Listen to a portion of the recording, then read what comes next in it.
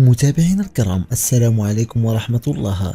عاجل زين الدين زيدان يدعم الخضر ويلتحق بمعسكر المنتخب الجزائري، ولنتصدق مقاله للاعبين. ولكن قبل أن نبدأ، لا تنسى الإعجاب بالفيديو والاشتراك بالقناة حتى تصلك جميع الأخبار. شكرا لكم جزيل الشكر. بعد الهجوم الشرس الذي تعرض له المنتخب الجزائري من الصحافة المغربية التي وصفت لاعبي المنتخب الجزائري بالرديئي المستوى، كما وصفت جمال بلماضي بالفاشل، فجاء الرد سريعا من زين الدين زيدان الذي التحق اليوم بمعسكر الخضر ليدعم لاعبي المنتخب الجزائري.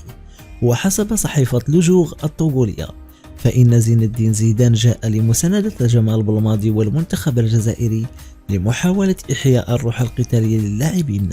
فما رأيكم بما قام به زين الدين زيدان؟ أجيبونا في التعليقات.